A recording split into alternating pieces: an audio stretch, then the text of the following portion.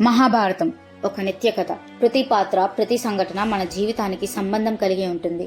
ఈ కథలో ప్రతి చర్య ఒక ప్రతిచర్యకు దారితీస్తుంది. ప్రతి భావం ఒక గాఢతను కలగజేస్తుంది. దుర్యోధనుడు మరియు కర్ణుని స్నేహం వారి శక్తిని పెంచినప్పటికీ పాండవుల పట్ల వారి ద్వేషం మహాభారతం కథలో మరిన్ని మలుపులను తెచ్చింది. దుర్యోధనుడు పాండవుల పట్ల కలిగిన అసూయ, ద్వేషం హద్దులు దాటింది. హస్తినాపురంలో ప్రజలు యుధిష్ఠుని ధర్మరాజుగా అభిమానించడం దుర్యోధనుడిని విపరీతంగా బాధించింది. అందుకే పాండవులను చెరగకుండా చేసేందుకు ఒక కుట్ర పన్నాడు. లక్షగృహం అనే మంటల్లో కలిసిపోయే ప్రాణాంతక గృహాన్ని నిర్మించి దానిని తమకు అంకితం చేసిన భవనంగా పాండవులకు అర్పించాలని యోచించాడు. కానీ ధర్మమే విజయానికి మార్గం చూపుతుందని చెప్పిన విదురుడు తన తెలివి మరియు సంధ్యల ద్వారా పాండవులను అప్రమత్తం చేశాడు.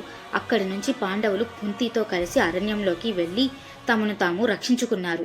ఈ సంఘటన వారి జీవితంలో కొత్త పేజీని తెరిచింది.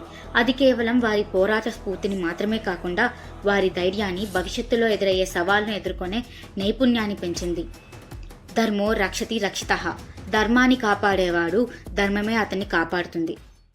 పాండవులు తమ ధర్మబద్ధమైన జీవన విధానంతో ఈ కుట్రను తప్పించుకున్నారు. ఇది మనకు ఒక కీలక పాఠాన్ని చెబుతోంది. ధర్మం ఎంతటి క్లిష్ట పరిస్థితుల్లోనైనా మనకు మార్గదర్శకంగా నిలుస్తుంది. మిత్రులారా, పాండవుల పట్ల కౌరవులు ఈ కుట్రతో మహాభారతం కథ మరింత ఉత్కంఠభరితంగా మారింది. ఇది కేవలం పాండవుల విజయగాథ మాత్రమే కాదు, వారి సహనానికి, ధర్మానికి పరీక్షగా నిలిచింది. ఈ కథలో మన తదుపరి సంఘటనలు మీకు మరింత ప్రేరణ ఇస్తాయి. మరిన్ని ఆసక్తికరమైన సంఘటనల కోసం మన తదుపరి భాగంలో కలుద్దాం.